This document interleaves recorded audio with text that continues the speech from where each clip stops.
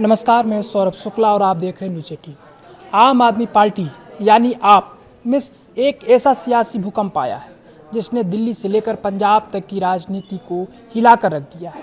राघव चड्ढा और संदीप पाठक समेत आपके 10 में से 7 राज्यसभा सांसदों ने पार्टी से बगावत कर दी है और बीजेपी का दामन भी थाम लिया है। अब सवाल यह है कि क्या ये सांसद अपनी कुर्सी बचा पाएंगे और अरविंद केजरीवाल का अगला कदम क्या होगा। चलिए समझते हैं अब इसको कि मतलब अरविंद केजरीवाल का अगला कदम क्या होगा। शुक्रवार को राघव चड्ढा ने चौंकाने वाला ऐलान किया कि आपके 7 सांसद पार्टी छोड़कर बीजेपी में जा रहे हैं। इन सांसदों का कहना है कि वे पार्टी के अंदर घुटन महसूस कर रहे थे, लेकिन आपका आरोप कुछ और ही है। संजय सिंह और सौरभ भारद्वाज का दावा है कि ये कोई हृदय परिवर्तन नहीं है, बल्कि ईडी और सीबीआई का डर है।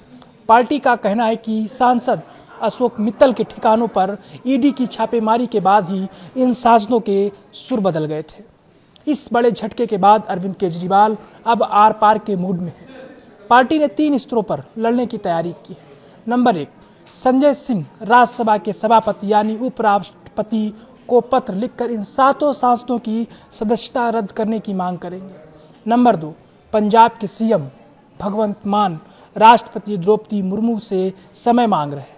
वे पंजाब से चुने गए सांसदों को वापस बुलाने यानी राइट टू रिकॉल की मांग कर रहे हैं। नंबर 3, आप इस मामले को सुप्रीम कोर्ट तक ले जाने की तैयारी में। अब यहाँ एक बड़ा कानूनी पेच है। बागी सांसदों का दावा है कि वे 10 में से 7 हैं, यानी 2/3 से ज़्यादा, इसलिए उन पर दल बदल कानून लागू नहीं होगा और उनकी सदस्यता बची रहेगी। लेकिन दिग्गज वकील कपिल सिब्बल और कानूनी विशेषज्ञ पीडीटी आचार्य का तर्क अलग है। उनका कहना है कि सिर्फ सांसदों का टूट जाना काफ़ी नहीं है, इसलिए मूल राजनीतिक दल का विलय होना जरूरी है। अगर पार्टी स्तर पर कोई औपचारिक प्रस्ताव नहीं है तो इन सांसदों की सदस्यता पर खतरा बरकरार है।